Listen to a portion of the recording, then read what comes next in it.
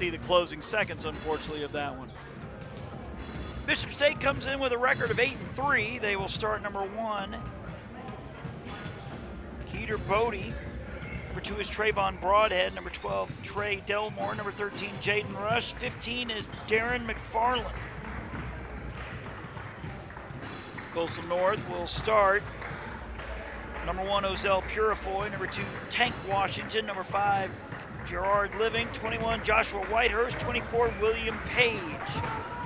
As Coastal North looks to stay above 500, they enter play tonight 7-6.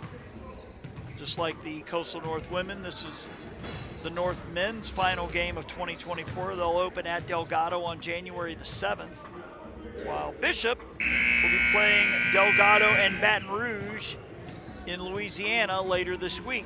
And that'll be it for them for 2024.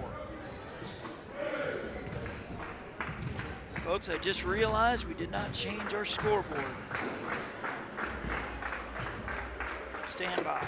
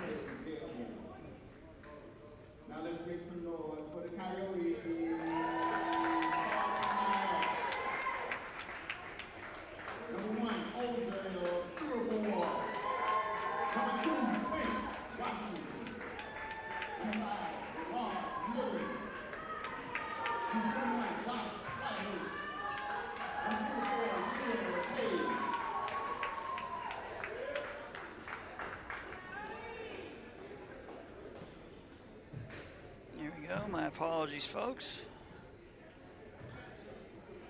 Now we're all squared away. Bishop will be wearing their, forest greens, and they will be going from left to right to start this one. Of course, Coastal North from right to left, wearing the gold as the women did in the opener. Coastal North women rallying from 14 down to win in overtime. Getting a layup in the final seconds. End up winning 65-62.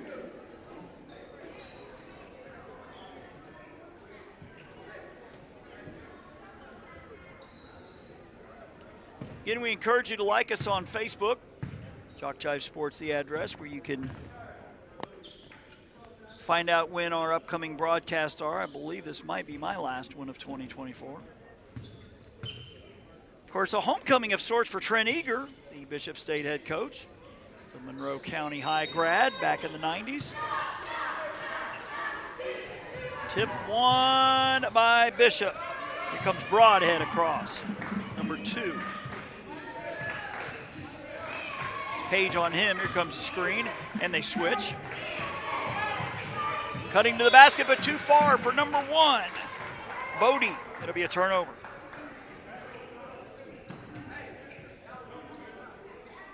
As Bishop will press full court. We mentioned in our opener, Bishop State won a pair of games in the Mississippi-Alabama Challenge last week, breaking 90 in both games, so they can put up the points. Washington living up top. Over to Purifoy. To his high school teammate, Whitehurst, who will drive and kick, and it's turned over. 15 coming out of there with it. Up ahead to Bishop, the undermove, and swatted away by Purifoy. And it will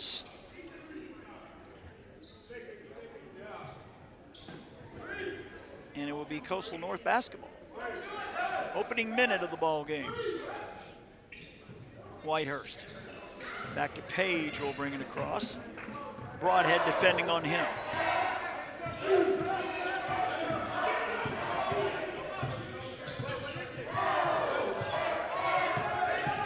Drive all the way to the basket. Oh, he missing the layup and the tip as well. Page missing the layup. Washington missing the tip. Wildcats with it, a minute 10 in. We're still looking for our first points of the night.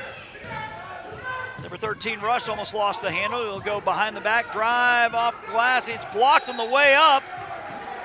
And it'll be Coastal North basketball.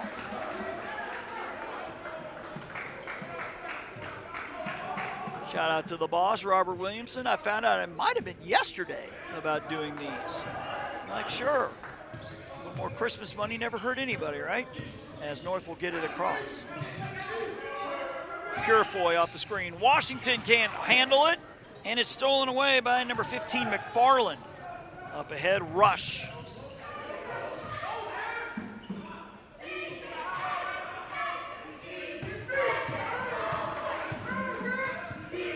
Broadhurst. Rush. Number 1, Bodie, shot clock at 10. He'll drive, he'll kick, 3 ball, left wing, short, rebound, Washington for North. And the Yotes run. Washington will go all the way off glass, short, rebounded by Bishop. Still looking for our first points. More than 2 minutes in now. Far side, the baseline drive, losing the handle on the way up, but a foul will be called, I believe, on Page. That'll be his first. They are calling it on the floor. Bishop will inbound with 23 on the shot clock, 17:46 left here in the first half. Just as we did in our first game, we'll have an interview Robert recorded about 2 weeks ago with Commissioner Dean Myrick, Commissioner of the ACCC. I imagine flag football will be discussed. The baseline drive and pull up from 10, good by number 1, Bodie. Bishop with the early lead. Page, Whitehurst. Living, cross to Page. To Living, throws it behind him, he loses the handle, and it's a turnover. Bishop State. North gets back, but up ahead and swatted! Going high in the sky, number 2, Washington with the block. 3 ball, Purifoy from the corner, no good, and the putback by Washington.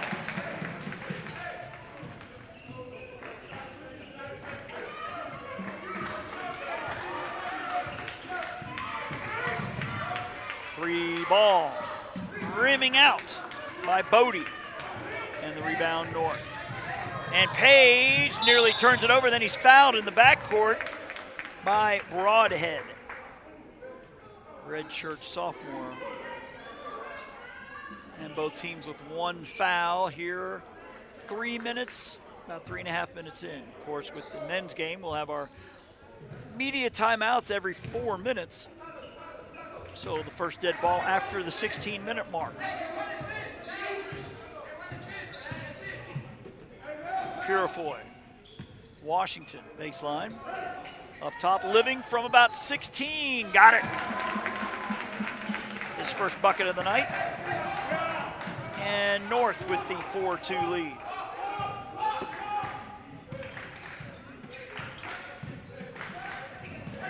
And Washington with a steal.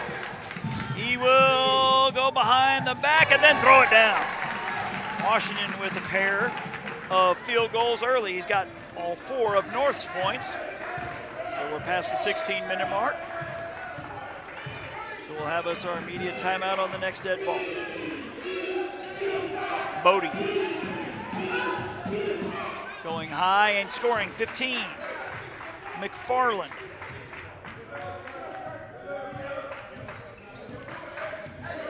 North with the ball and a 6-4 lead.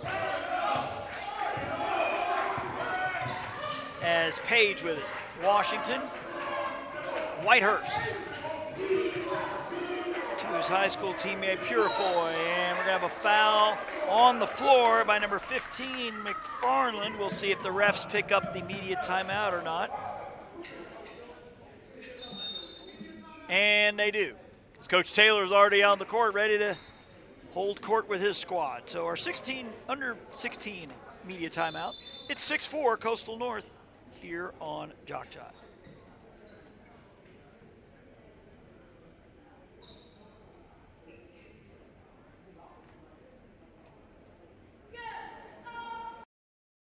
When you're starting something new, it's never easy. You're going to make mistakes. You'll doubt yourself. But you're in a place that wants you to succeed, thrive. And soon, it will just start to feel right. Suddenly, you'll get it. Your fear will turn to confidence. First-time tasks become second nature.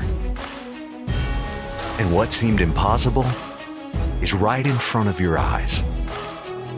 Because once the light bulb goes on, there's no turning back. You may wonder how you got here, and be glad you did. That's Coastal Alabama. This is where you'll thrive. Back to the action here in Monroeville. William Page will inbound for North. They hold a 6-4 lead. They'll lob it up ahead to Purifoy. Shot clock at 18. Gives it back to Page. Near side. Whitehurst. They work it around. Page with it. Shot clock at 7. Shot clock at 5. Purifoy, floater, can't get it to go, but he gets his own rebound. He is blocked. It's going to be a jump ball, I believe. Yes, it'll stay North basketball.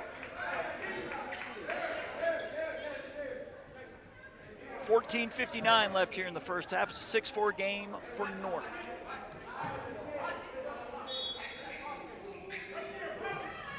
Here comes Washington, muscling his way in the lane, blocked at the rim. I think number 1 got a piece of it, Bodie, and Bishop has it.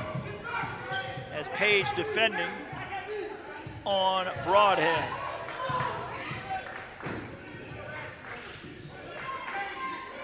McFarland, Bodie, up top, number 23 with it. Xavier Miller in the game for Bishop. Cutting to the basket off glass. Oh, he misses the layup, does number 1, Bodie. Here comes North. This is Purifoy driving all the way, and a blocking foul is called on number 15, I believe. McFarland, and that's going to be, I believe, his second. Third foul against Bishop in the half.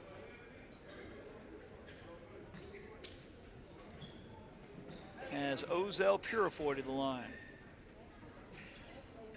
If you're not familiar with high school sports in the Panhandle, Purifoy, a very common name. Not sure if Ozell is related to Luchez, who played football at UF. That'd be almost 10 years ago, I think. As Purifoy misses the front end.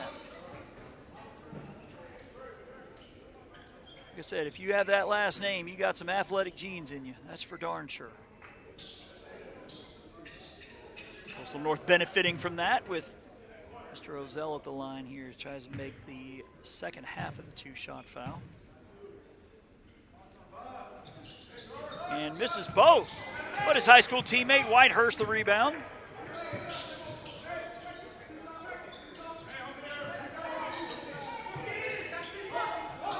Top Washington 3-ball straight away, air ball.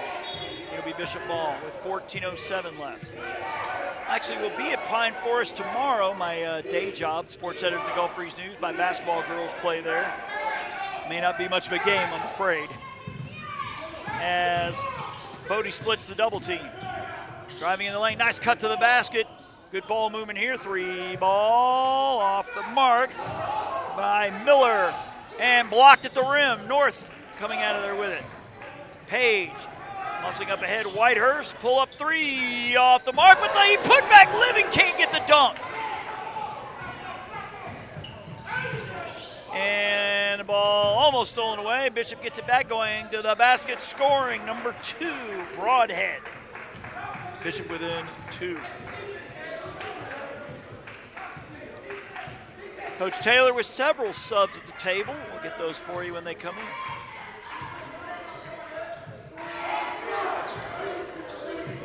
Washington. Living. Turnaround from 10. Goes 9. Rebound Bishop.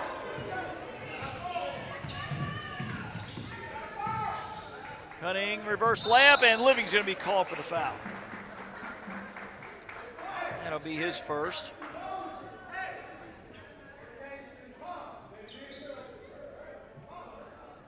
As looks like number 0 is Mekhi McIntyre. He's at the scorer's table along with 2 of his teammates, but number 14 will shoot the first of 2. This is Jordan Moore with the left, I guess, legging.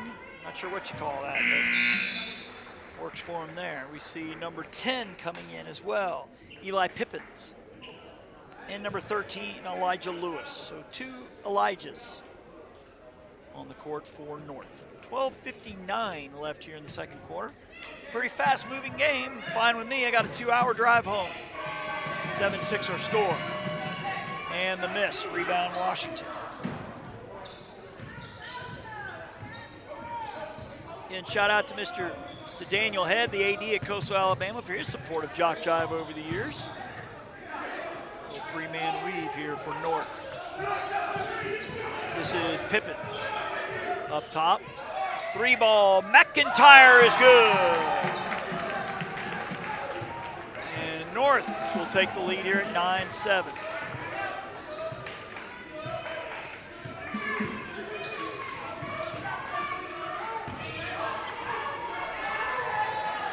Thought about the 3. Now we'll pull up from 18. Short by number 23, Miller. The offensive board and the lucky roll, number 1, Bodie. Points 3 and 4 for him. And it's stolen away by the Wildcats, and we're going to get a travel. Broadhead with the steal, but just drag the pivot foot. As number 10 for Bishop will come in for the first time, Devin McLean, along with number 4, Brittany Reed for North. So North with, looks like McIntyre, Lewis, Washington, Reed, and your ball handler, Pippins. Under 12 minutes, so we'll have us our under 12 media timeout on the next dead ball. Reed looking to post up. Near side 3-ball, McIntyre, too strong this time, Reed, and it's going to be an offensive foul as Reed pushing off on, I believe, number 20, Paul Diamandi. And there is, as we mentioned, our under 12 media timeout. Continue watching Coastal North basketball here on JockJive. You've started this journey by yourself, but you won't have to go it alone. Because now you're a part of something, a community that wants you to succeed, thrive. Here, you'll discover found family, fellow travelers, coyotes. That's the pack. That's Coastal Alabama.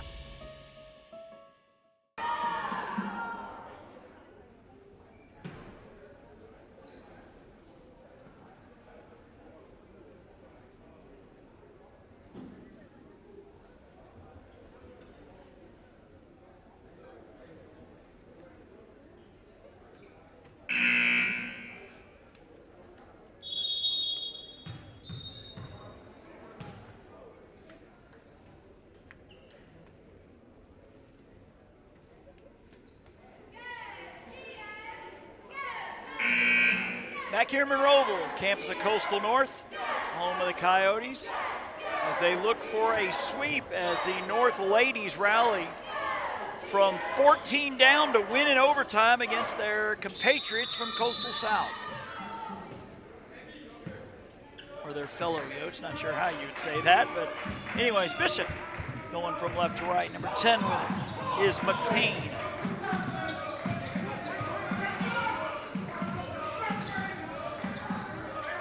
Miller being defended there. Good defense here by North. He's in trouble. Kick out. Good defense here by North. They drive high, no good. Rebound by the Coyotes. Great, excellent defense there by the Yotes. Going high off the glass, can't get it to go, but tipped in, I believe, by Washington. I believe that's 5 and 6 points for him. And it's an 11-9 game. Battle of above 500 teams. Bishop coming in 8-3. North is 7 and 6. It'll be Bishop ball with 21 on the shot clock, exactly 11 minutes left as Living comes in for Washington.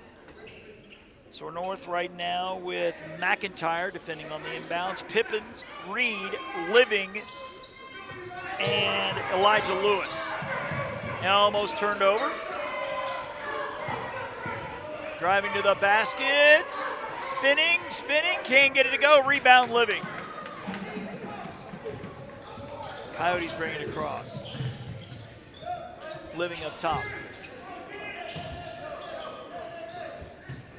Pippins with the drive, layoff for Living, can't get it to go, going high for the rebound. Number 12 is Delmore. Number 14 swatted from behind by Pippins. It'll be North basketball. As number 3 coming in, Javon Lewis.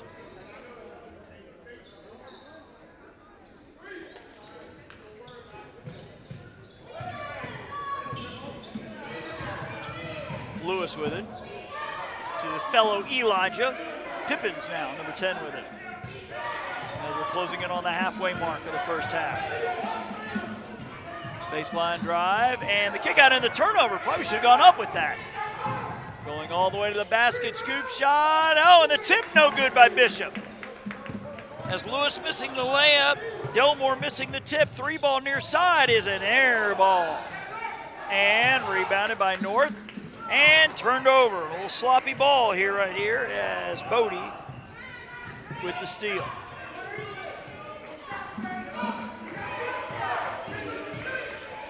Bodie the turnaround from 15, got it. Nice move there. Dar Bodie with points 5 and 6. Tied at 11. 9.5 and counting here in the first half. Pippins. Comes a screen from Reed. Down low. Oh, Reed with it down low as looks like Elijah Lewis passed up a layup attempt. Shot clock at 5. Now he'll drive. Fade away from about 12 off the mark, but the offensive board Living. And 20 more seconds. King here, Coach Taylor on the other side. Reset, he says. As Reed, they're going to call him for the moving screen. As Coach Taylor not happy with that, either that or he's really upset with Reed. He gets called for his second.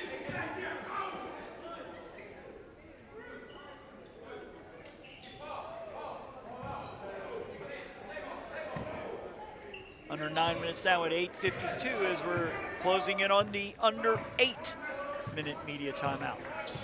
This is Bodie with it. Near side, step back 3 off the mark by Moore, and the offensive board by the Wildcats. 16-footer, good by number 23, Xavier Miller. That'll be his first 2 of the night. And the Wildcats lead by 2. Trouble getting it in, and it's stolen away by the Wildcats. The steal and the miss by Moore. He gets it back, put it in, scoring in the foul. Flex at the end.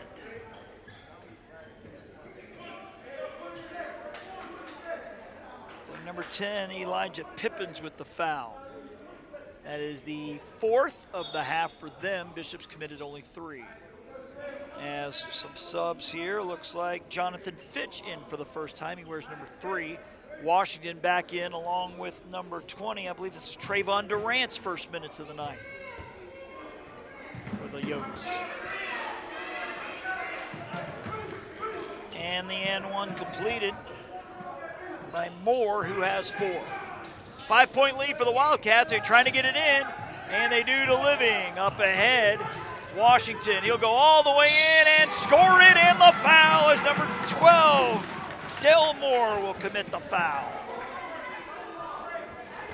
as Tank Washington gets points 7 and 8 already, looking for number 9.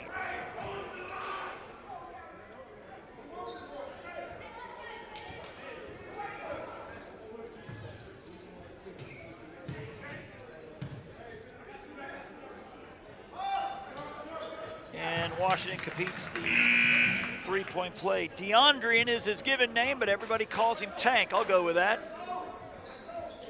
When you're talking for 4 hours straight, when you get a chance to say one syllable instead of 4, that's always a good thing.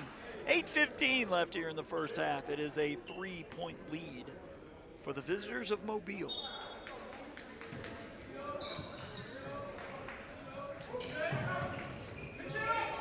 Trying to get it across, and they do.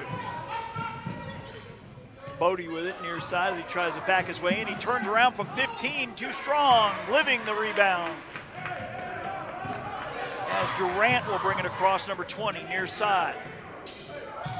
Washington muscling his way in and scores. Tank living up to his name.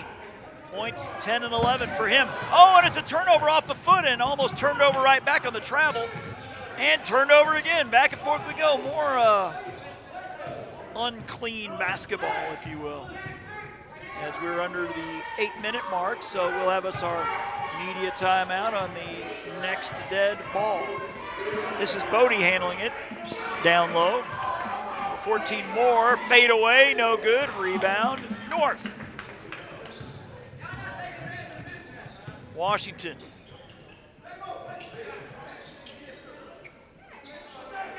Durant. Living up top. Lob into Washington. He catches, scores off the glass.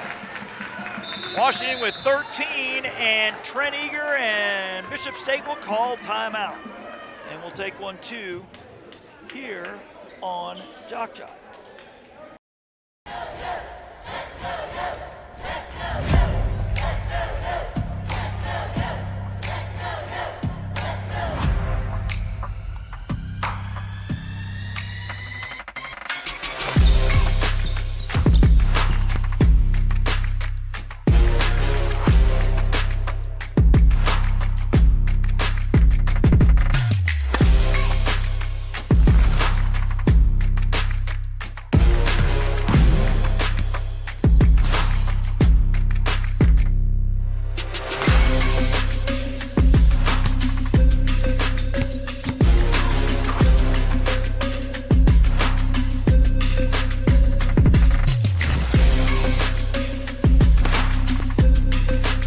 We are the Pack. We are Coyotes.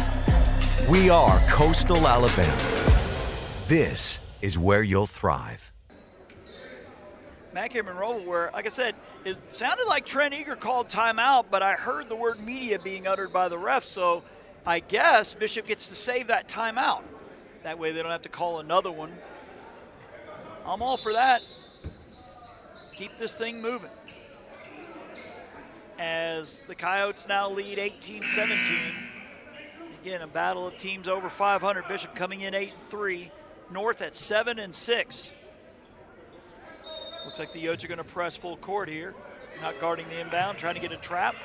And Bishop gets out of it. Bodie backing his man in. Turnaround jumper off the mark. Rebounded by Bishop, and we're going to get a whistle.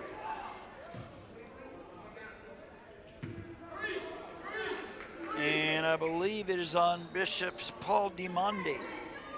That'll be his first, as North will inbound. North with 5 fouls so far in the half, Bishop with just 4, so we're still a little bit from the bonus on either side. As Durant will bring it across for North, as we're at 6:45 and counting here in the first half. Durant up top, Whitehurst off the Living screen. He'll drive in, go off glass, score it! Joshua Whitehurst with his first buckets of the night. The Pine Forest Eagle makes it a 4-point game. Pressure here from the Wildcats, or from the Coyotes, I mean. Up ahead, Bodie short on the layup, the offensive rebound, put back, scoring in the foul as Living will be called for his second. As Bodie will get the offensive rebound and put back. Reed with 2, and now Living with 2. Pair of 6'8" postmen in some early foul trouble. Correction, this Diamande with the three-point play, not Bodie, my mistake.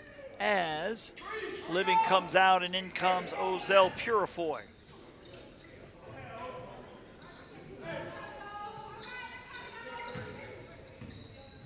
Durant bringing it across here for North. 6-10 and counting in the first half. 20-19, North on top. Here comes a screen from Washington. Purifoy. Across to number 3, Jonathan Fitch. Purifoy runs it down. Shot clock at 10. Step back 3. Off the mark. Rebounded by Bishop's number 1, Bodie. Broadhead. All the way to the glass, scoring number 13, Jaden Rush with his first field goal of the night. It is 21-20 Bishop. Back and forth we go. 5:35 and counting. Comes the screen from Purifoy, and I think they're going to call it moving on Purifoy.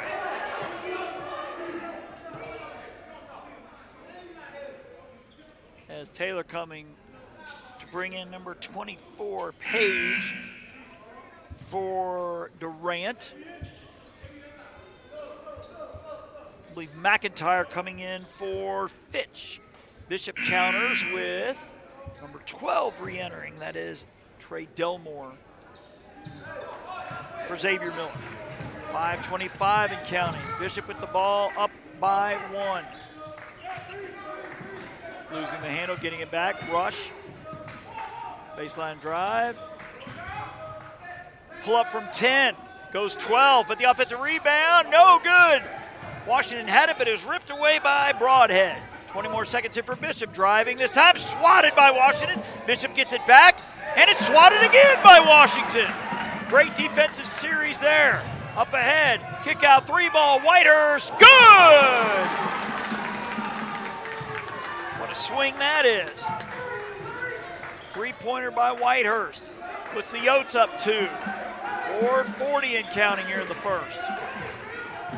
This is Rush. He loses the handle. Here comes North. Going all the way. Swatted at the rim, but put back in by McIntyre. It was Delmore pinning it against the backboard, but cleaned up by the Yotes. They lead by 4.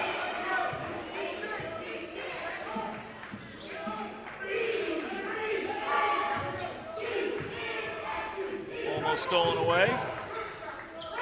Bodie, shot clock at 10. 3-ball. Good by number 13. Jaden Rush, who now has 5. The North lead is a point. We're under 4 minutes, so we'll have us our under 4 media timeout on our next dead ball. McIntyre. Whitehurst will drive. Pull up from 18 and gets it, but I think it hit the scoreboard. Yep, it hit the scoreboard above the backboard, so that will not count, and I believe this is our under 4 media timeout. 3:38 left in the half. Coastal North up by a single point here on JockJive.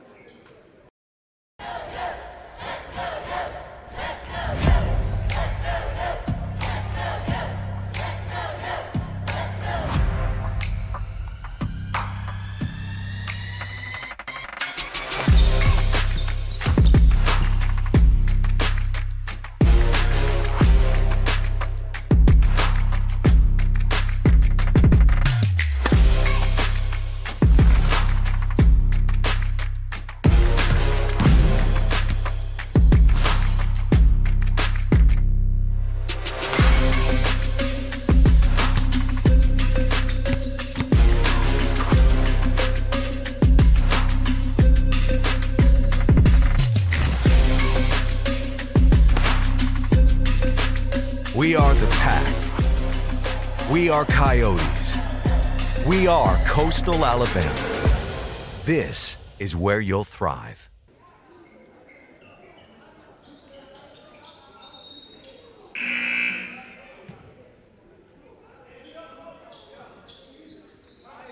back to the action here where Bishop State will inbound. 3:38 left in the half, trailing by 1.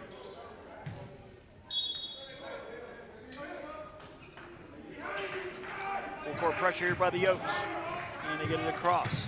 This is Trayvon Broadhead, number 2 with it. Rush off the screen. Kick into the corner, 3 ball, far side, too strong by Broadhurst, but the offensive rebound pinned against the glass by Purifoy, and he will track down the rebound. Up ahead, floater no good by number 21 Whitehurst, rebounded by Bishop. Chance for them to retake the lead as we're at 3 minutes.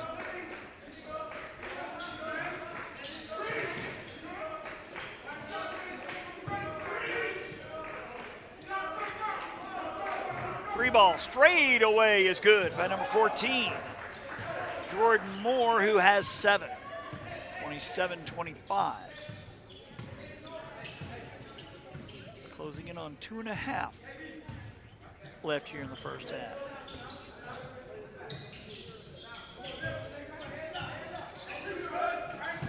Purifoy to the glass, tries to throw it down, but he's fouled from behind. As Moore gets called for the foul, it'll be his first, but Ozell Purifoy to the line.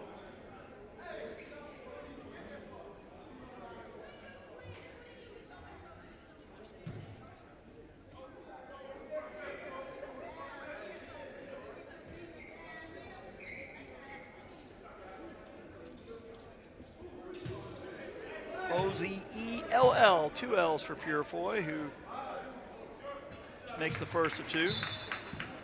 Like he's having a bit of a conversation with the guy that fouled him, and he's still looking at him.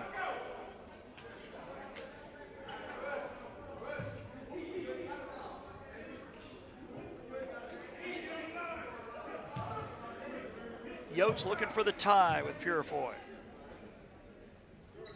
And it's good. 27 all.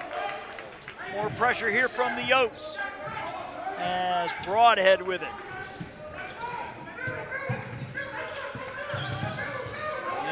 He's in trouble, and I believe timeout was called right before the 10-second violation. The play clock reached 20, but must have gotten the timeout with like 9.9. I have a hunch that might be what Coach Taylor is asking. We'll just keep it here. So thankfully for Bishop earlier in the game when they called timeout and they called it the media timeout, that leaves Bishop with 3 timeouts instead of 2. So something to remember if this game stays close down the stretch, that Bishop got to keep that extra timeout.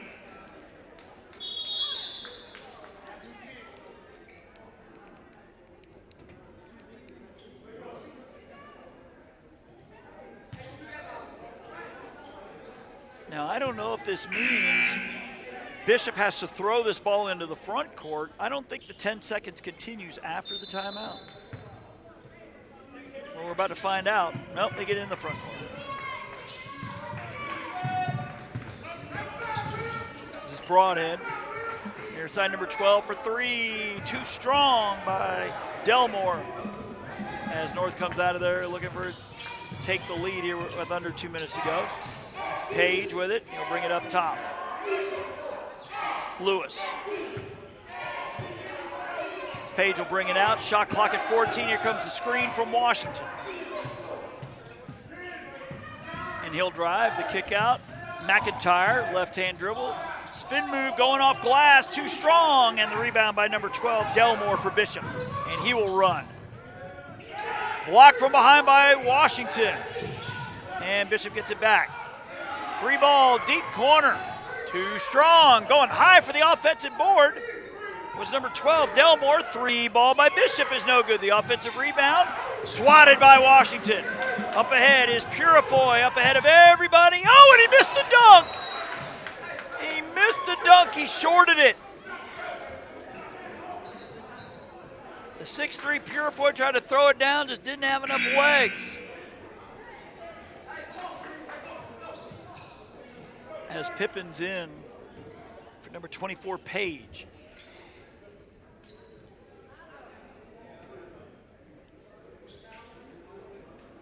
And again, I guarantee, because it is a little on the warm side, a lot of perspiration, as Coach Eager was saying. I'll dry off the ball for you, Mr. Ref.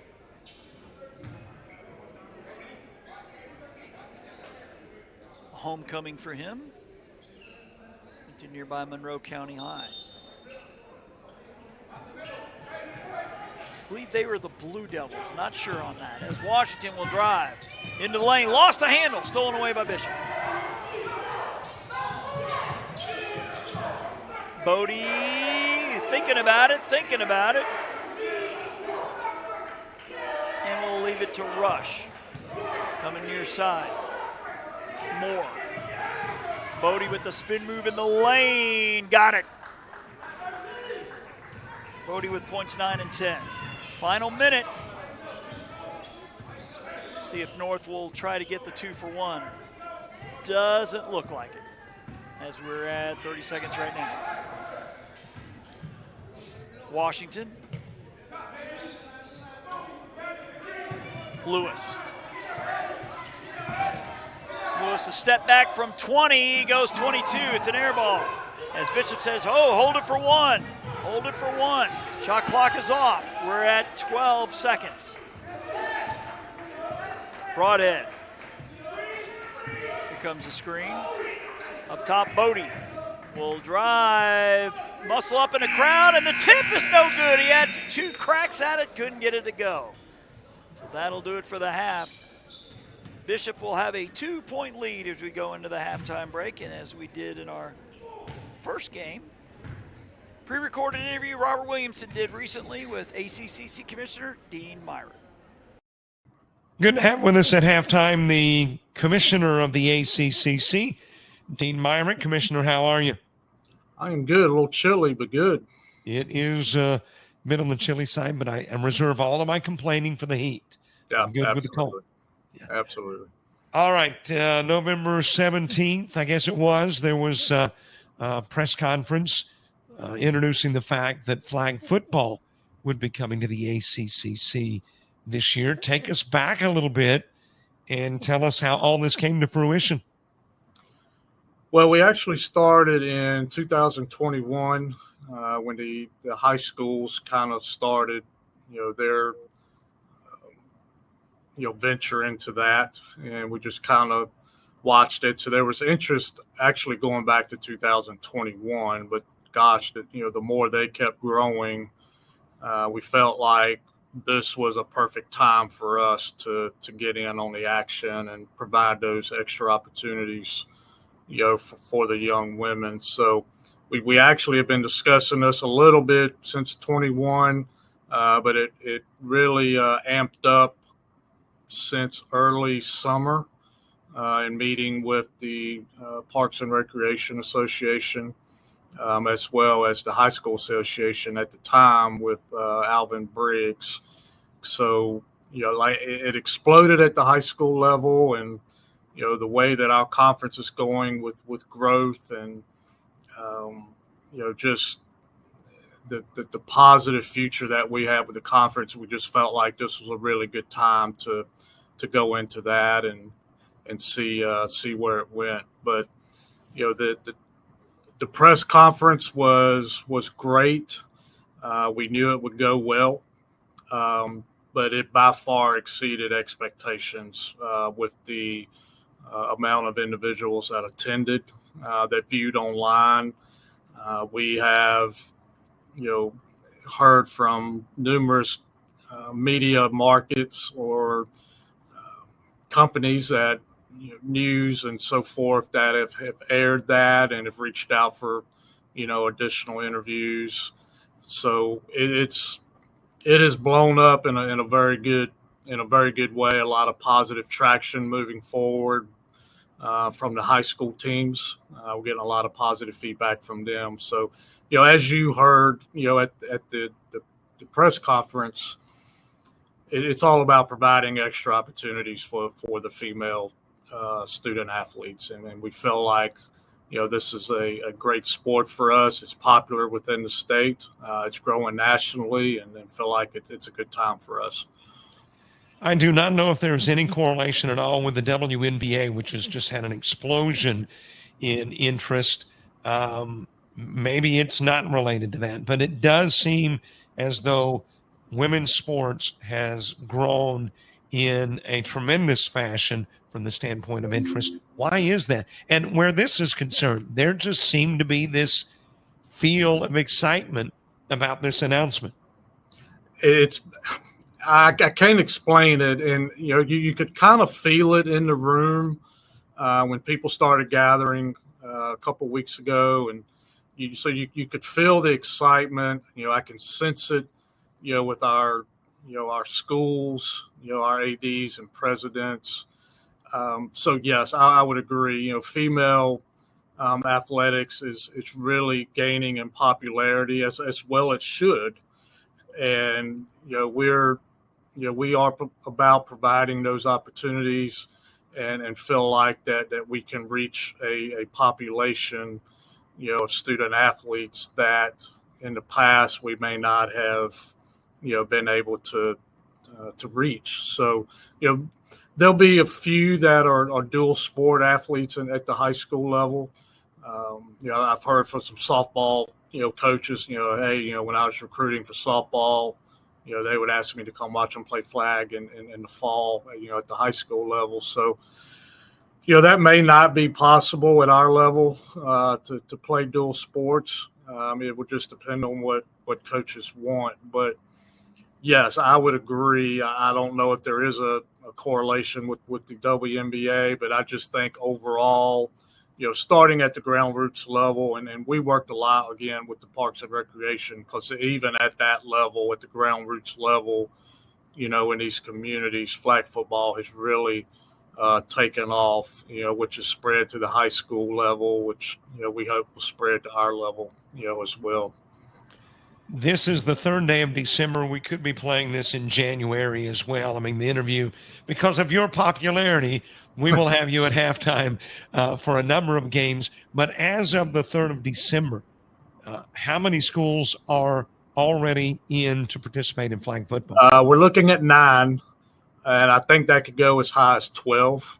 But it looks like a minimum of 9, which is, our goal was 8. And starting in the fall of 25, I expect there to be a lot more additions in the fall of 26. I think some, when with everything else, are just kind of sitting back and say, okay, how's this really going to go?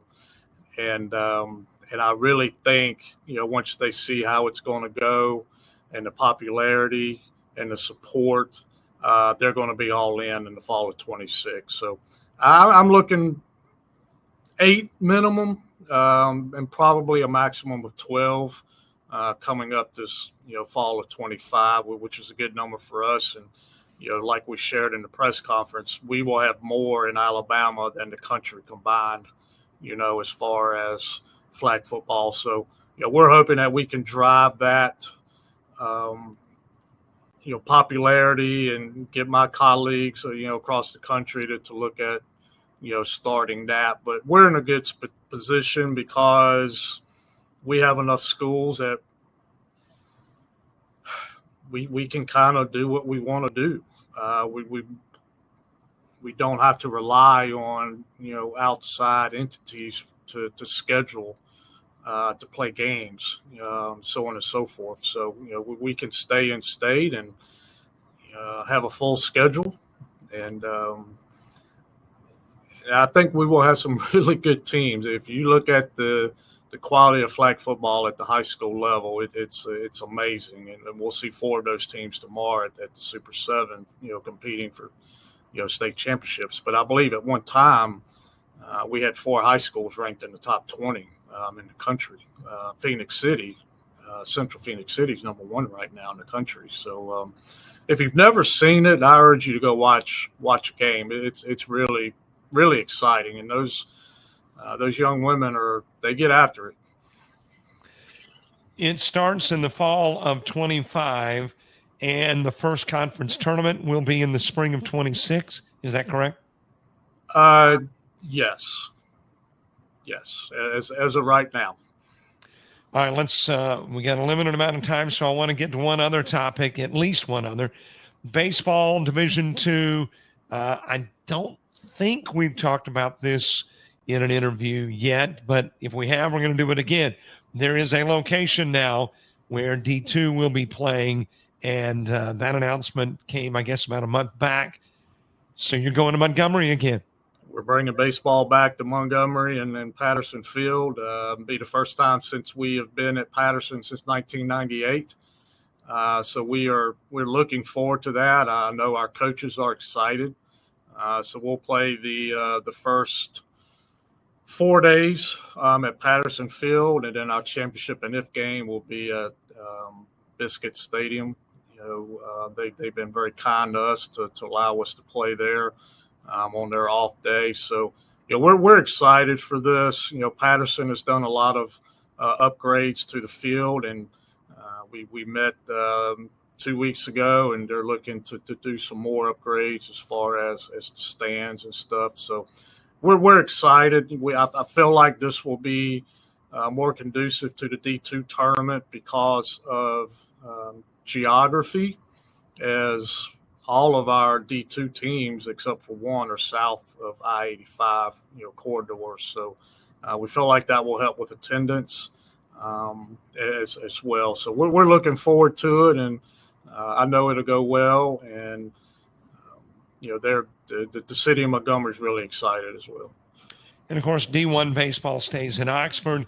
D1 basketball back at the University of Alabama in Huntsville. Great facility from a year ago. D2's got a new home too, moving to Montevallo. How did that happen?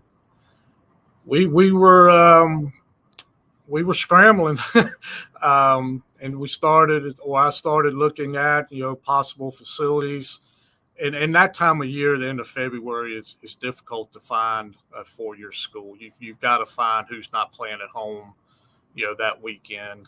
And if they're not playing at home, are they willing to bring in, an outside tournament when, as we know, a lot of the assistants and all come from those teams. So, Montevallo and, athletic director Mark Richard was very receptive to us coming, and we look forward to that, and we'll start. Me, Robert. We're always looking into the future, so we're already talking about what happens after 2025, and I would like to kind of plant our flag. I know that's a bad thing to say after last weekend with the football, but we're looking to plant our flag somewhere and get more of a permanent, location where we're not, having to find different locations, year to year. All right, let's bring the conversation full circle. You talked about looking ahead. Let's go to 2026 spring and a championship site for flag football. Where might that be? I don't know, but I will say since that news conference, I've had 4 entities reach out wanting to host it. So it's, again, that's just one part of it. But once we shared that, it's been hey, we'd like to get in on that, and how can we get involved? So and it's kind of growing for all of our sports as well, Robert. I had someone reach out yesterday and went and took a tour of their facility, that are interested in bidding. So, and we've had one entity that's expressed an interest in bidding on all of our tournaments, to kind of, like I said, plant our flag somewhere. And so we'll see how that turns out. And, if it's something that's good, not only for the conference, but for our teams and, student athletes as well. Well, Dean Myron, Commissioner of the ACCC, we appreciate so much the update on the conference, flag football specifically, but the new locations too for D2 basketball and baseball. Thanks for chatting with us. Yes, sir. Thanks for all you do with us, and we'll see you at a game soon. Thanks. Of course, thanks again to Robert for that pre-recorded interview with Commissioner Myron here at the half, where the visitors from Mobile, Bishop State up 29-27 after 20 minutes.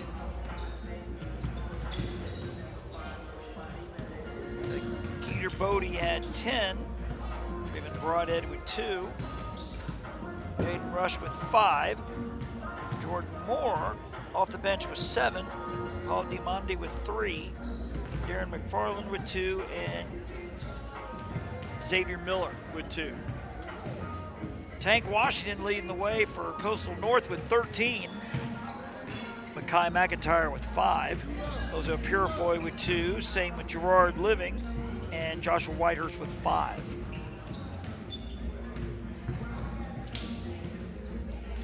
In the last game for Coastal North of 2024. And be sure to follow us on Facebook, JockJive Sports, the address. We can keep updated on all the upcoming broadcasts. We also update our halftime and final scores there as well of the games we're at.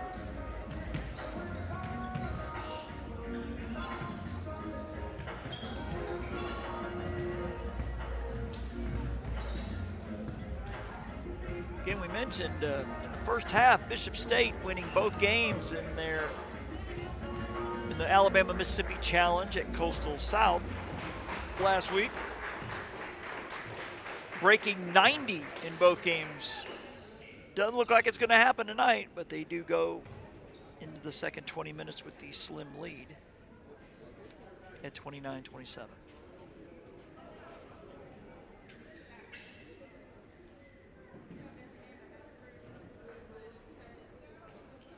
Feels like the heat has been turned off in here, which is fine.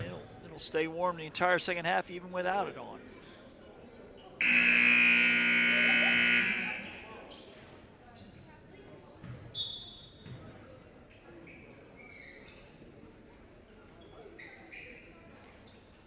As number 13, Jaden Rush, will inbound right below us. Bishop will go from right to left. Gets away, Bodie all the way to the glass, can't get it to go. Living gets the rebound. Here comes Page up ahead. Purifoy will drive all the way in, and he's stuffed at the rim. Wow. Going high into the clouds. Trey Delmore denying Purifoy on the jam. And Bishop will get it back.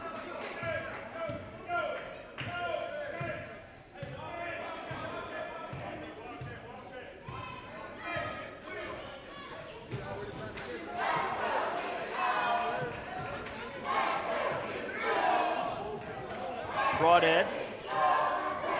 Off to Rush. Shot clock at 9. Bodie will pull up from 15. Too strong. Rebound by Living for North.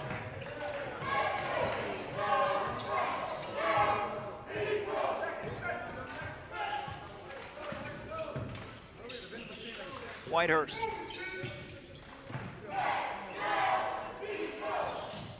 This is Page, number 24, down. Living off glass, and he is blocked at the rim. He gets it back, loses it on the way up. It will be North basketball. Like Rush got the block on that one. North with 6 on the shot clock. 18:55 left in this one. It's been close the whole way. Purifoy, gonna have to hurry. 4, 3, 2, Purifoy for 3, off the mark. Getting the rebound, number 2, Broadhead. Poked away by Whitehurst. Baseline drive, and Living poking it away. Number 12, Delmore. The Wildcats still have 28 on the shot clock.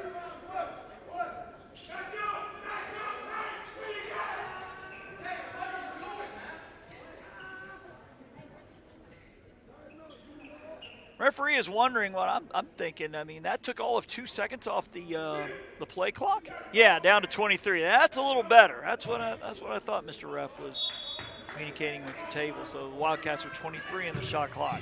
Off the inbound, Sky hook, no good. Living the rebound. As number 15 McFarland couldn't get the chippy, as Washington driving baseline, cut off there and losing the handle. It will stay North basketball. 22 on the shot clock, 18:24 left in this one.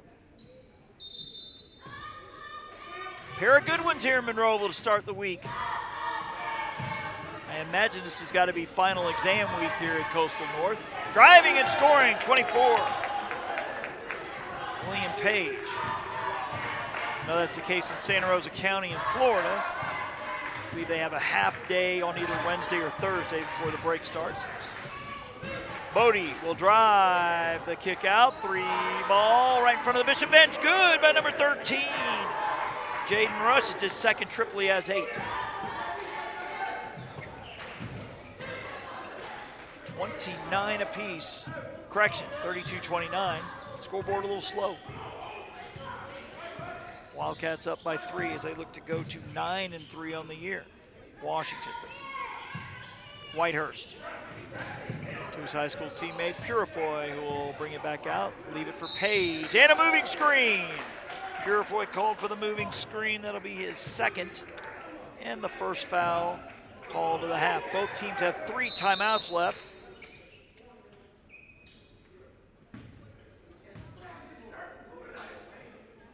I think they called a delay of game warning. Coach Taylor, if I could hear him in my headset, he was tucking his shirt in. That's what he was claiming. He's not a happy camper at the moment. See him there at the end of the bench and getting up.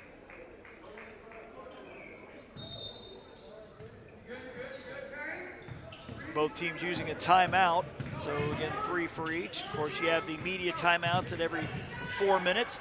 Jumper in the lane, too strong by number 2, Broadhead, and North comes out of there with it.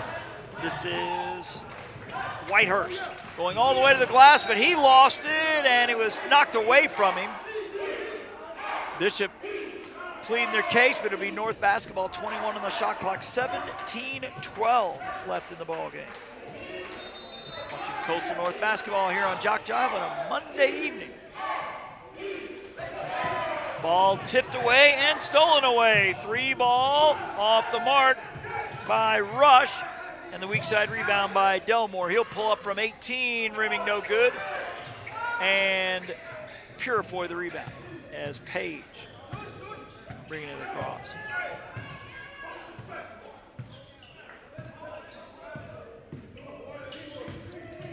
Three-man weave here back to, this is Page, top of the key, shot clock at 10. Whitehurst. Into the corner, Purifoy.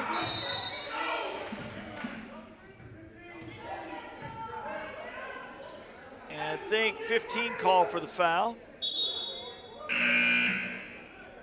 Farland, and that'll be his 3rd. So the shot clock to 20. And game clock at 16:36.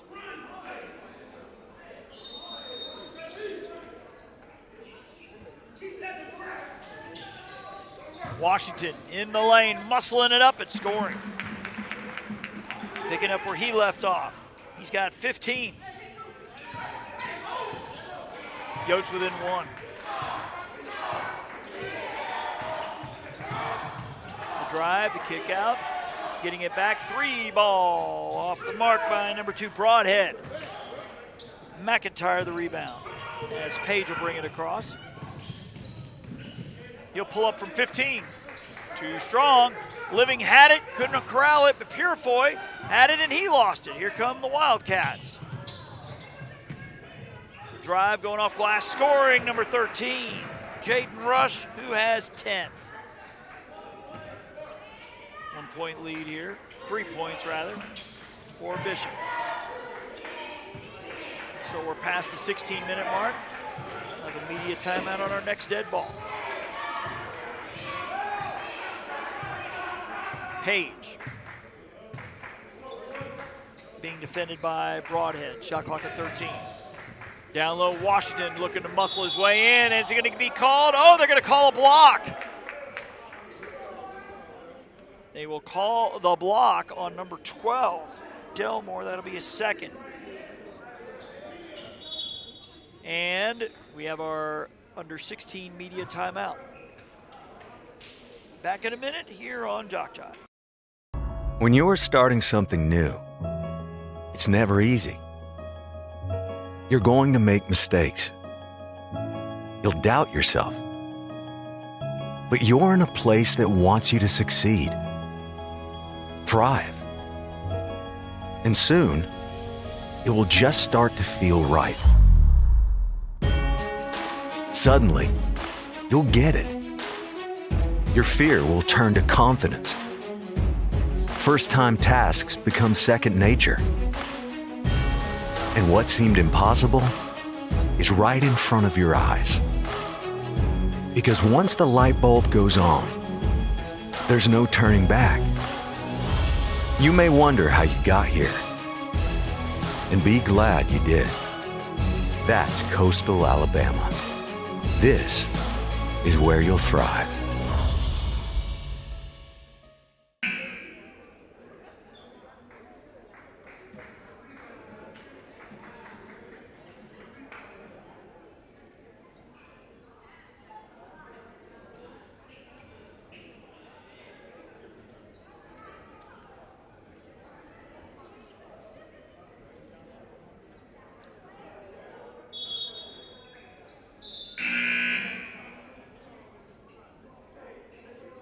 Nice job there. Cheerleaders helping out, mopping up the floor there. I'm sure that's not in the job description, but Coach Taylor appreciates that as we get out of the under 16 media timeout. Visitors from Mobile lead by 34-31 rather. Yotes inbound.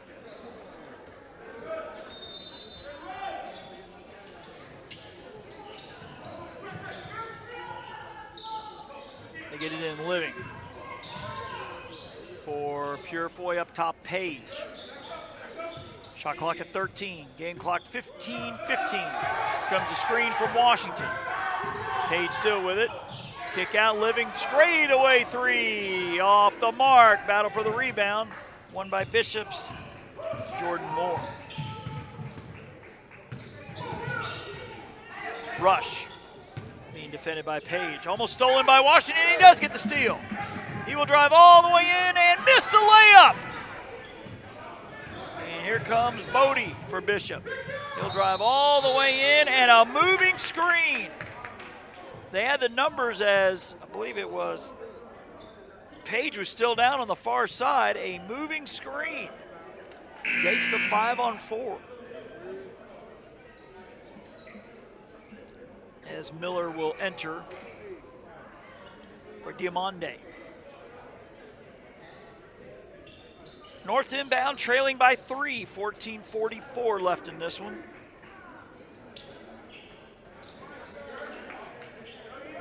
Going to be Whitehurst.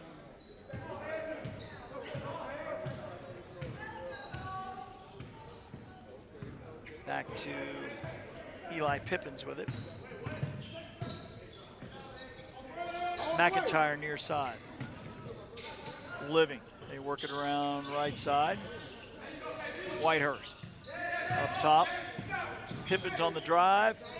And drawing the contact and going to the line. Smart play there as he got number 23, Miller, in the air and draws the foul on him. Team foul number 4 on the Wildcats. North has only committed 1.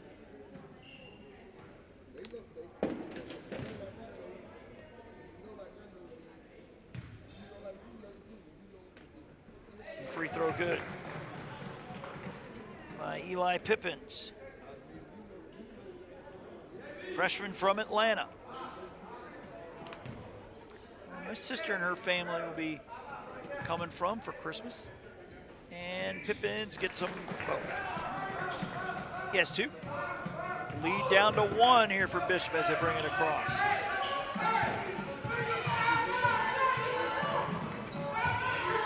Moore with it. Bodie coming near side, number 13, Rush. Up top, Bodie, shot clock at 14. 14 minutes left here in the ball game. The drive and throwing it up, not getting a foul called, and here comes North. The drive, kick out Living. Whitehurst thought about the 3. Now Living will set the screen. And he'll drive all the way to the glass, and he'll be going to the line. as the 5th foul of the half, I believe, on number 23, Miller. If it is, it's a second. Whitehurst has not gone to the line tonight. He has 5.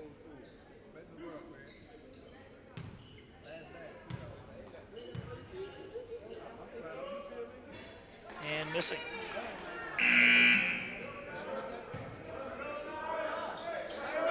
McCain coming in, number 10.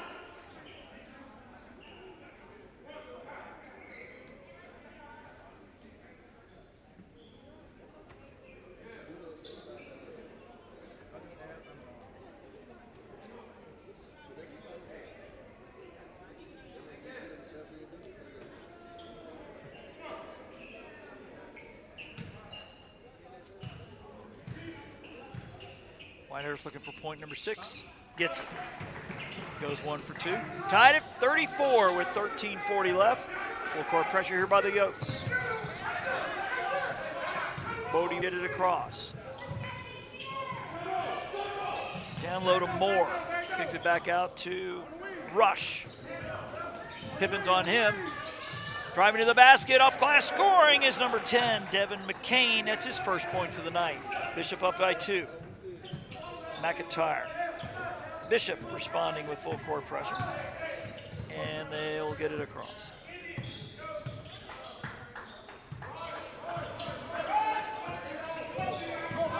McIntyre going all the way off glass, can't get it to go. Rebound, number 13, Rush. Here come the Wildcats. Bodie blocked by Living. Battle for the ball, it's Washington. Going all the way, and Whitehurst will lay it in. Points 7 and 8 for him, and we're tied once again. Wildcats get it across. They have numbers, 3 on 2. Kick it out, 3 ball, too strong by McCain. Living the rebound. Here come the Yotes. McIntyre going off glass, and he scores. Kai McIntyre with points 6 and 7. Coastal North up by 2.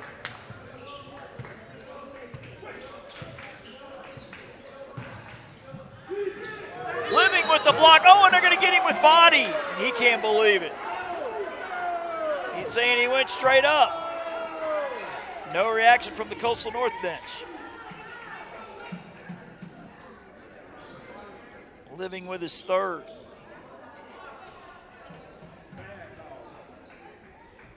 Coastal North contingent not happy with that one either. But Jaden Rush will go to the line looking to add to his 10-point total.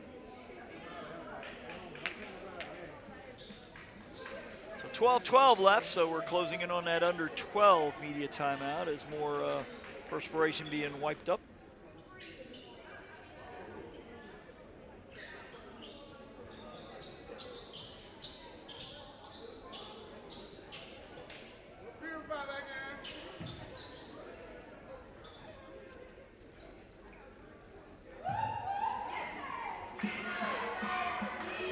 Jaden Rush, Jaeden, gets the first. He has now 11. Subs here for Bishop. Diamande in.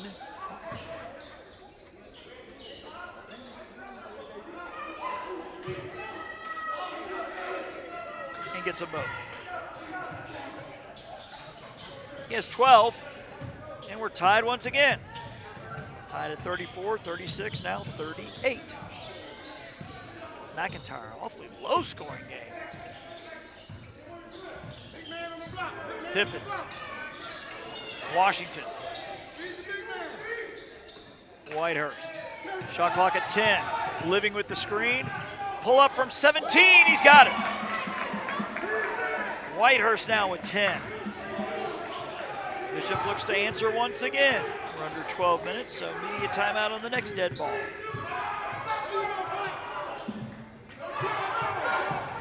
The drive and the cut. Nice scoop finish and 1. Number 20. Diamande will be going to the line to complete the and 1. And this will be our, like I said, our under 12 media timeout here on JockJive. You've started this journey by yourself. But you won't have to go it alone. Because now you're a part of something. A community that wants you to succeed. Thrive. Here, you'll discover found family. Fellow travelers. Coyotes. That's the pack. That's coastal Alabama.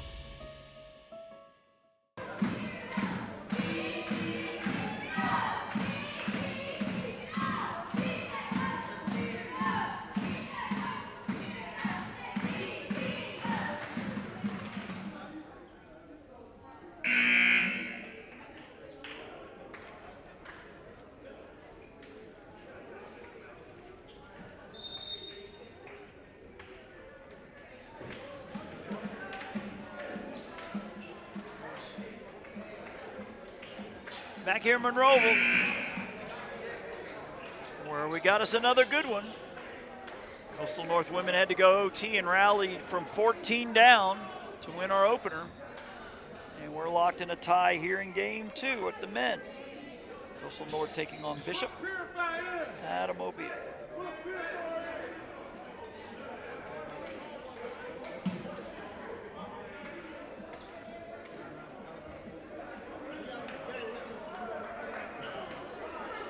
I think the question is who's supposed to be shooting the free throw. I think Diamonde's supposed to be on the line. A lot of pointing and going back and forth. And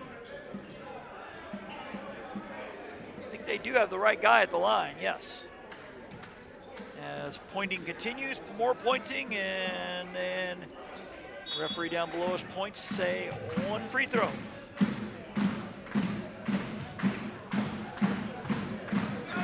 Diamonde's second and 1 conversion, and he gets it. He has 6. And the Bishop lead is 1. Full court pressure. And they get it into Living. McIntyre.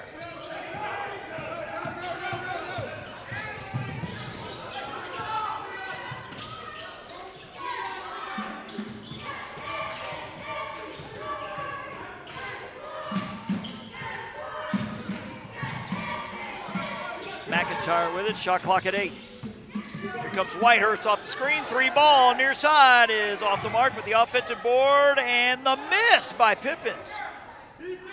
Diamande the rebound.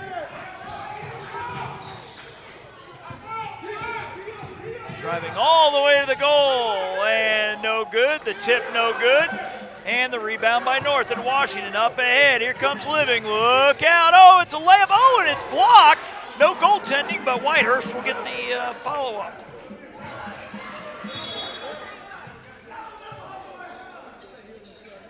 And Bishop State will call time. So they will have 2 left. And you're watching Coastal North basketball here on JockJive.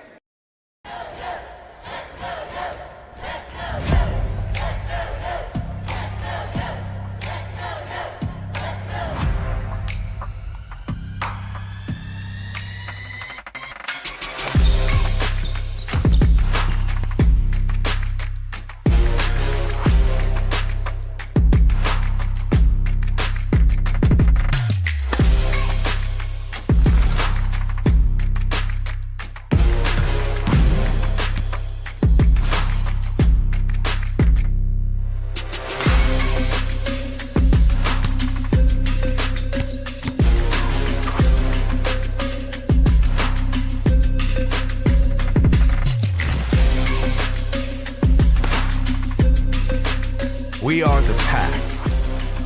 We are Coyotes. We are Coastal Alabama. This is where you'll thrive.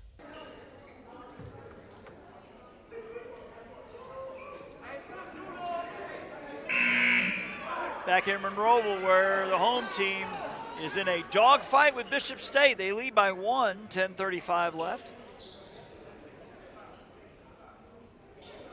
As Bishop State will inbound in front of the Coastal North bench. The Jaden Rush triggering it in.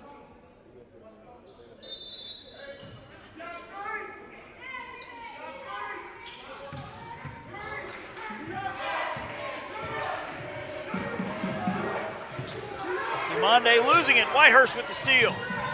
And And he has it stolen away from him. And you don't see a signal yet. I believe it's going to be Bishop basketball. Yes. 10:22 left as Bodie will re-enter for Diamandi. So North has McIntyre on the floor with Pippins, Whitehurst, Living, and Washington.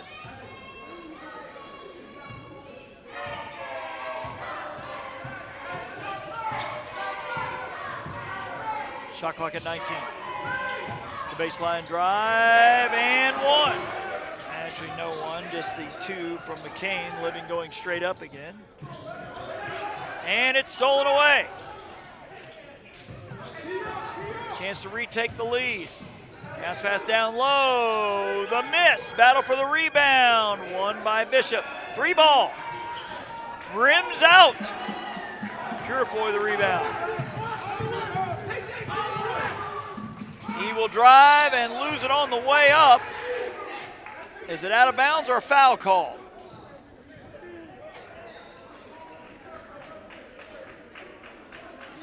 Looks like Bodie will get called for the foul.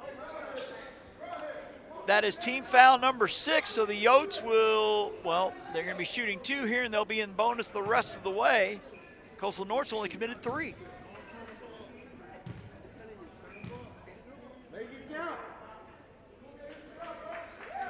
And the free throw good by Purifoy.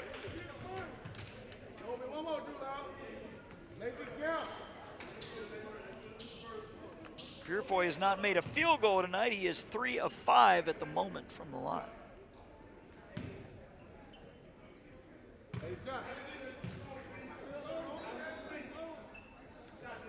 And the miss.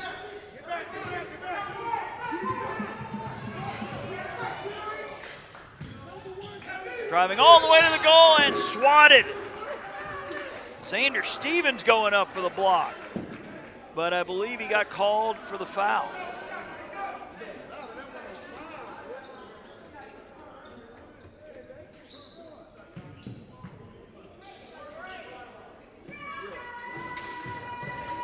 Number 2 is Trayvon Broadhead. This is his first trip to the line tonight. And gets the first. Bishop again retakes the lead.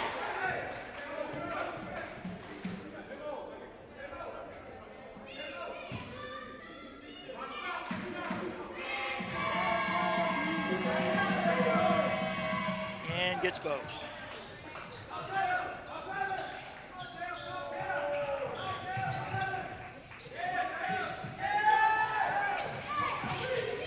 McIntyre. And gets it across. Shot clock at 20. In trouble, he gets it to Purifoy. Down low to Living. The turnaround off glass, can't get it to go, and the putback can't go. And the rebound, Bishop. Here we go the other way. Driving all the way, can't get it to go. Rebounded by Whitehurst. It's turned into a track meet. Up ahead of everybody. Look out, cheerleaders. As one nearly got killed there by Purifoy. Here comes Bishop the other way.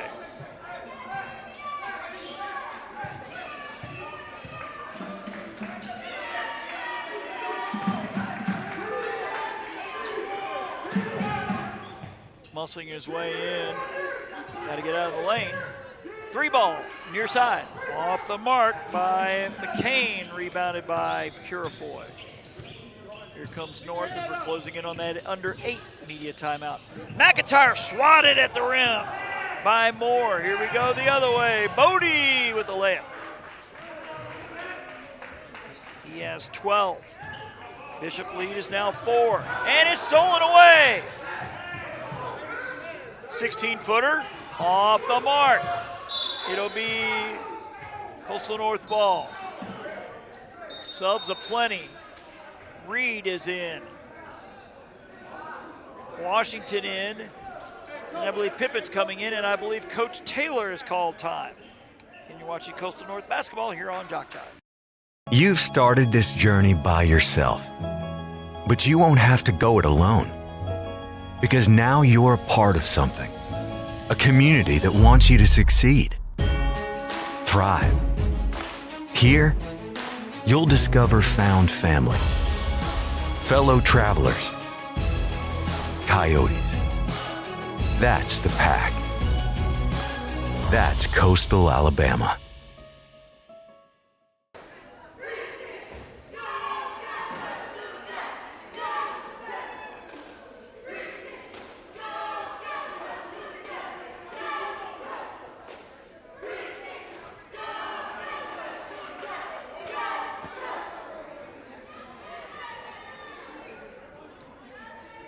Back here in Monroe, we're a very animated Coach Taylor in the Coastal North huddle.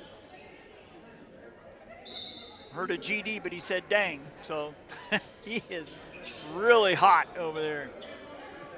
As both teams now with 2 regular timeouts. So we have a called timeout here. Then we have our media timeout, unless they're going to treat this one as such. Like I said earlier, Bishop State had called time, and the ref went ahead and said, let's call this the media timeout, saving them a timeout. As McIntyre will inbound with Bishop State up by 4. It's their biggest lead in a while. And a foul away from the basketball. I believe Delmar called for his 3rd, and that is 17 fouls. So for the final 8-10, Coastal South is shooting free throws. Coastal North has only committed 4.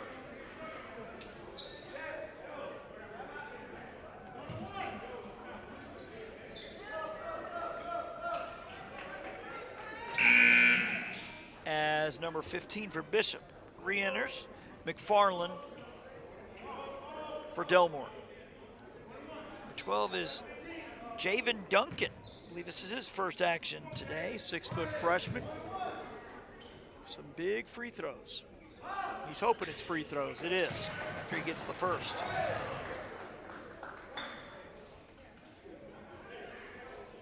North within 1 possession here, 47-44 with 8:10 left.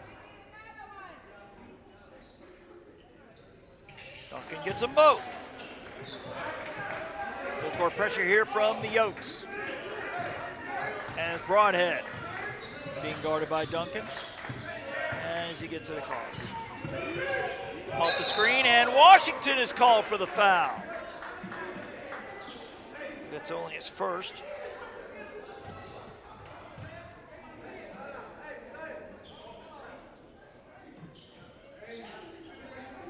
So we're at exactly 8 minutes. You could use the media timeout here. Into the backcourt. So we'll see if we have our under 8 media timeout on the next dead ball. The drive, the kick out, baseline drive, spin move, and gets it to go. Jordan Moore with points 8 and 9.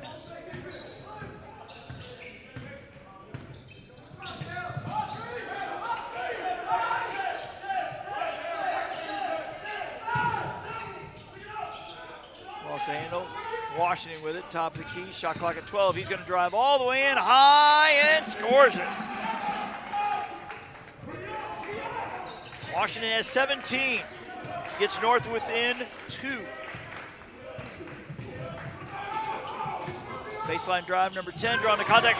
Reed with the swat. Comes Lewis the other way. Duncan up top. McIntyre.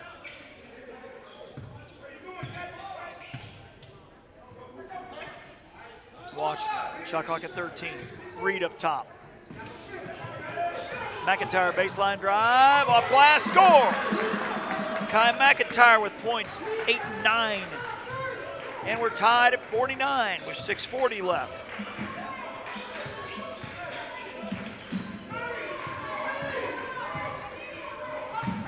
Bodie with the drive. The up and under, can't get the roll, but the offensive board and put back. Number 15, McFarland with 4. Bishop up by 2. McIntyre.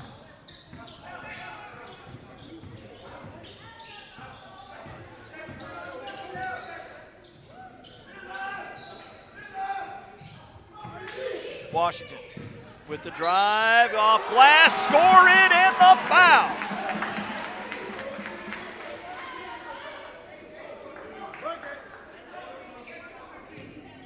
I believe they got number 2, Broadhead, on the foul.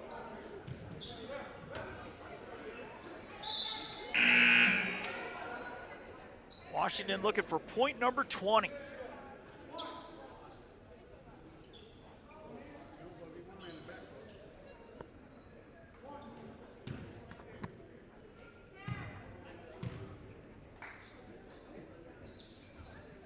And gets 20 points for Tank Washington.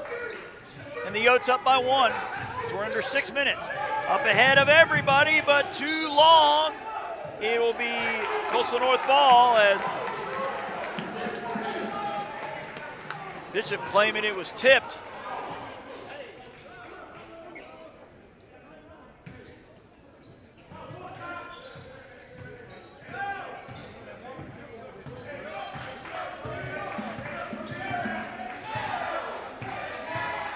.545 and counting. Washington. Reed. McIntyre.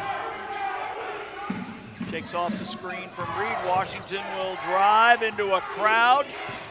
Get it back. Shot clock at 3. He muscles his way in. A scoop shot, no good, and a shot clock violation. I don't think the ball hit the rim, but they play on as Bishop got the rebound. Free ball. Thought about the 3, now will fire from 18 and hit it. Miller with his 3rd and 4th points. And Bishop takes the lead by 1.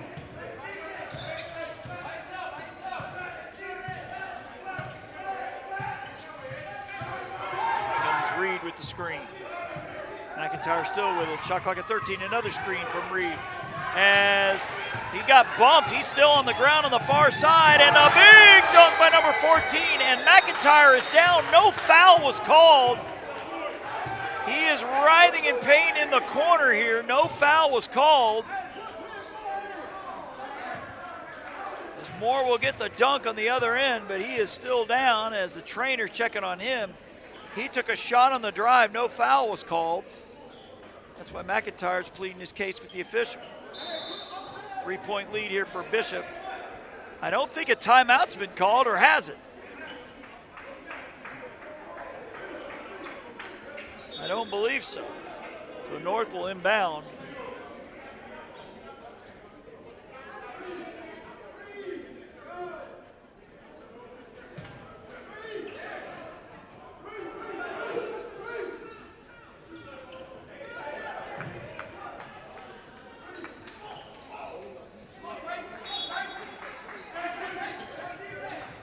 Pressure here from the Wildcats. Whitehurst with it as Page will bring it up.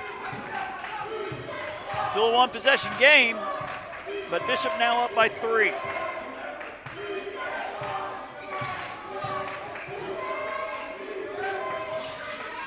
Lewis. Washington up top, and we have whistles away from the basketball.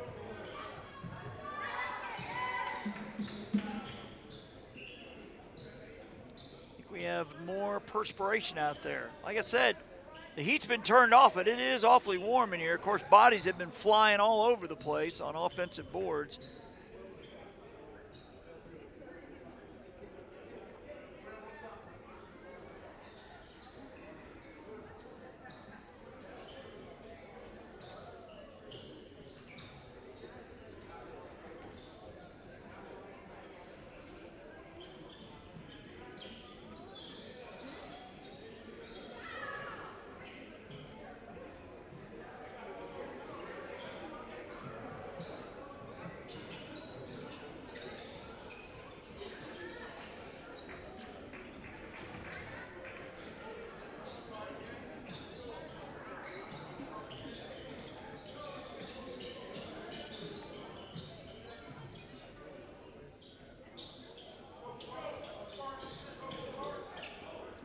We're going to get back to the action here.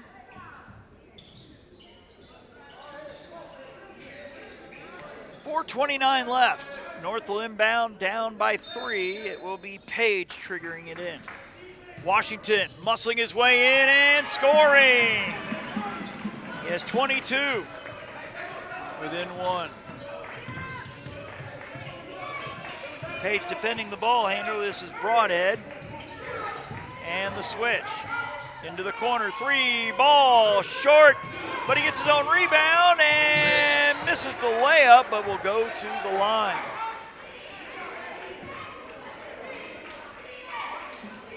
I think Page was called for the foul, if it's only his second. 6 fouls on Coastal North. So now Bishop in the bonus the rest of the way.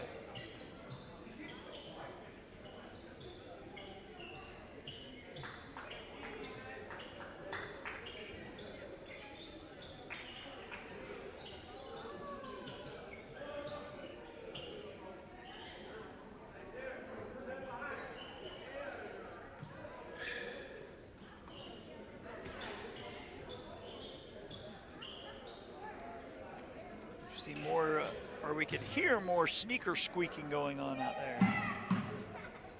Because they're trying to squeak out the sweat on the floor.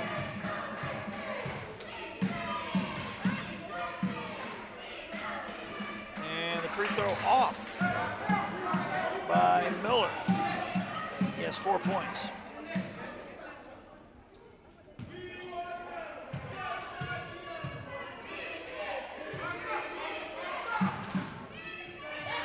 Free throw good.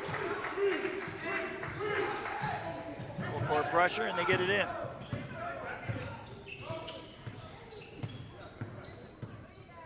This is Lewis with it. So we're under 4 minutes, so we should have our final media timeout on the next dead ball. Lewis, drive, be up and under, the kick out. Reed will fire the 3 and hit it. A big man, Brittany Reed with the triple. And North up by 1. The kick out, the drive off glass and scoring. Number 14, Moore. He has 12, he has 6 in each half.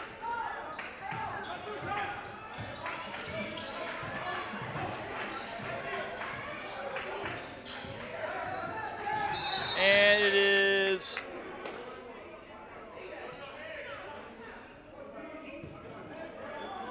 as Moore will be called for the foul, and if the refs catch it, they have not yet.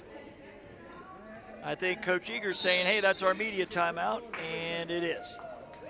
So again, we'll take a quick timeout here on JockJive.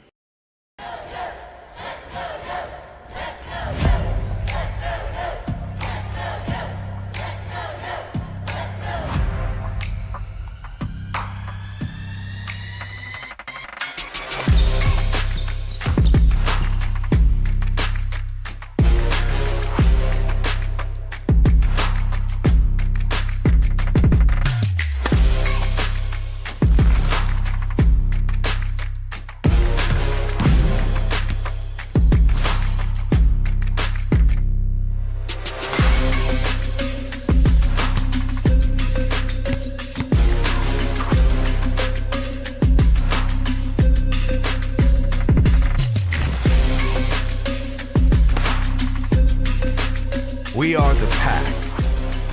We are Coyotes. We are Coastal Alabama. This is where you'll thrive.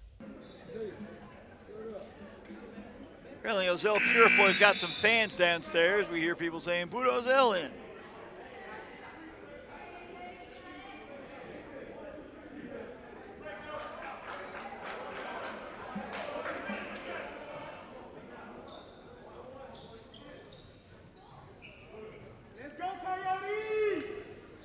So both teams with 2 timeouts left. Both teams in the bonus.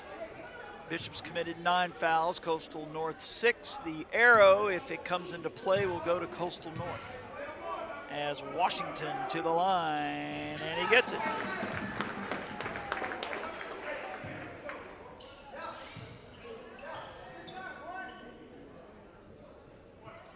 He's got 23.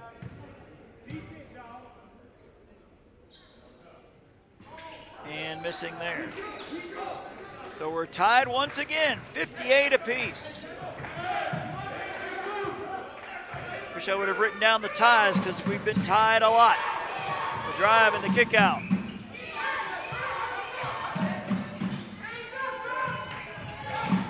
The drive and a blocking foul called on Washington.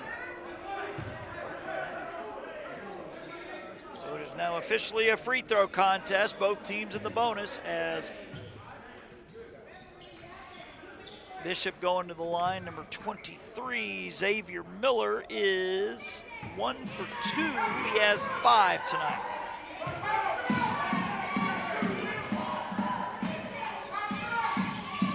And he's got it.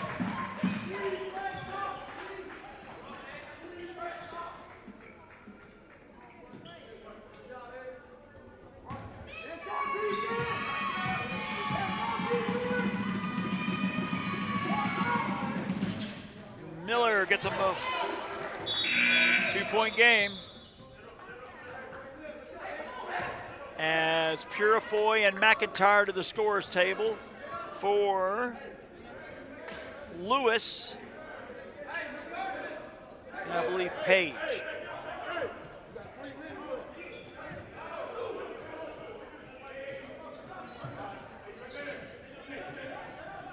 As McIntyre will trigger it in. Purifoy.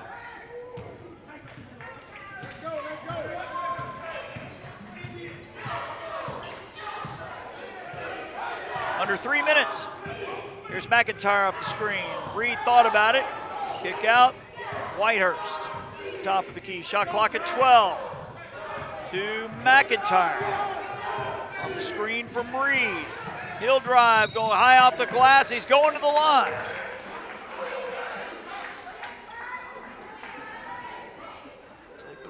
McFarland has just picked up his 4th.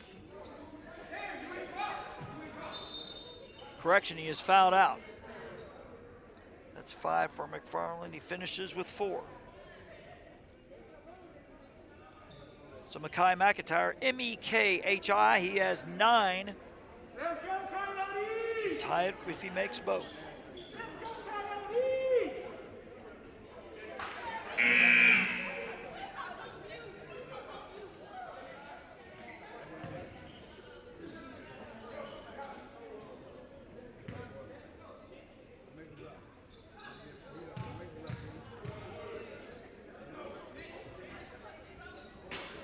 Free throw too strong.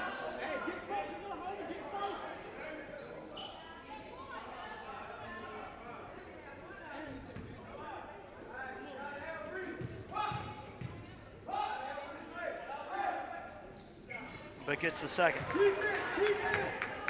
1-point game, 2:38 to go. Bishop with the ball in a 1-point lead. As I believe this is Broadhead bringing it across the half-court stripe with McIntyre on him. Comes the screen and they switch. Whitehurst is on it. And he nearly picked his pocket, but he gets it back. Free ball in the corner, off the mark. Up ahead, Whitehurst is pinned against the backboard and bodies fly everywhere. My goodness. Did they call goaltending? I think that some of the fans are asking for it, and to no avail. McIntyre got the rebound and saw Whitehurst release and 2 Wildcats back. And I think they did call goaltending. So Whitehurst will get credit for the bucket. He has 9.5, 14 for the game. I think the referees, another one's coming in to make sure it is goaltending. And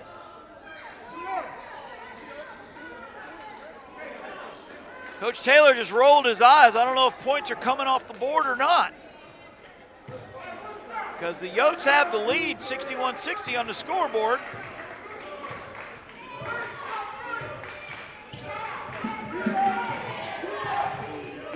Nope, they still lead by 1. We're under 2 minutes. Another good one here, Monroeville. The drive, losing it, but the Wildcats get it back, luckily.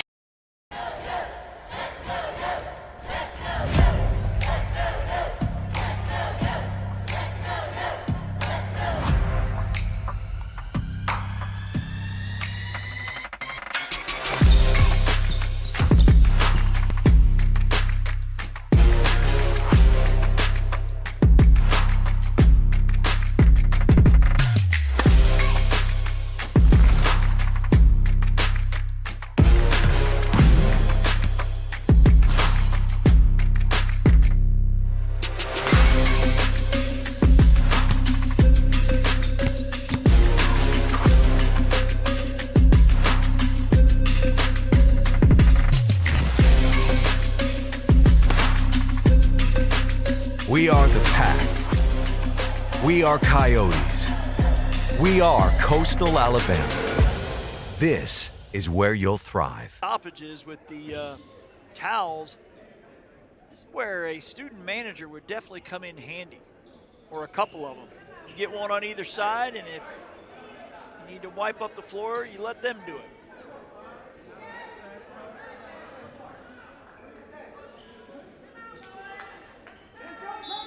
So Bodie will inbound to Trayvon Broadhead. He gives it back to Bodie.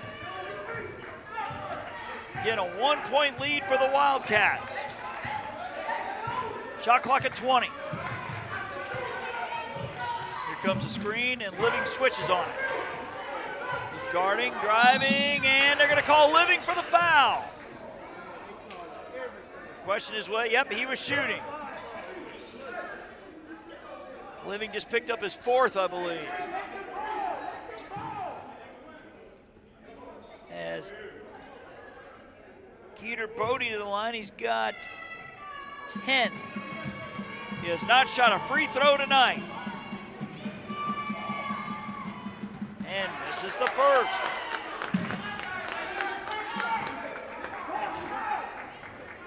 .70 seconds to go. It has been a grind tonight, that's for sure. Second one, misses them both.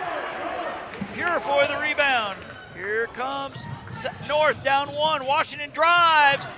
Living the offensive board. The jump hook, no good. The tip, no good. 3 tries and North can't get it to go. We're under a minute as Coach Eager says, hey, slow it down. It's a 1-point game. Shot clock at 20.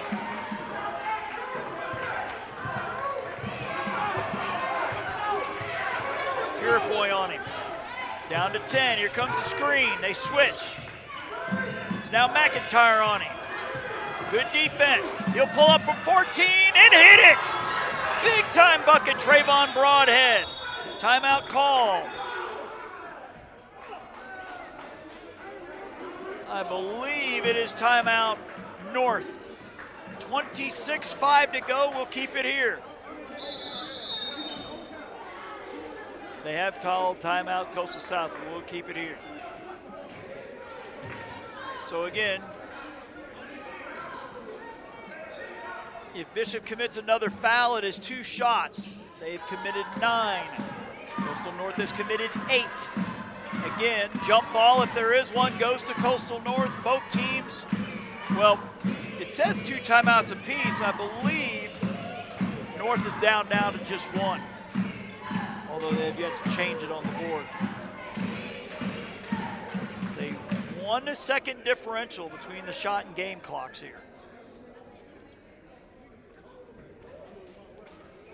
Well, the men have lived up to the billing here as the women set the high bar with the game going to overtime. As Coastal North's women rally from 14 down and win it in OT. Their male counterparts are going to need a 3. Or a quick 2 and a foul. Saw a game the other night, high school game, Gulf Breeze at Milton. Milton's up 4. Gulf Breeze goes for the drive and the short jumper to go up 1. Timeout with 10 seconds to go. They foul a kid in the backcourt. He makes 1 of 2. Milton goes up 2. With 0.4 of a second left, Gulf Breeze gets a bucket and converts the and 1 and wins by 1. As McIntyre will be allowed to run the baseline. 30 seconds to go. They don't need a 3, but if there's one open, they're going to take it. North with 1 timeout left. They got to get it in bounds. They get it to Washington. Back to McIntyre, who'll bring it across. 25 seconds to go. McIntyre, Reed. McIntyre again. The shot clock is off. Whitehurst thought about the 3. And it's stolen away. It's a steal. And they lay it off, and the dunk. And that's going to do it. Moore with the dunk. It's a 5-point lead. Whitehurst for 3. He's going to miss it. And Bishop State comes into Monroeville and wins it by 5. The final score, 66-61. Bishop State to 9-3. Coastal North falls back to 500. They are 7-7.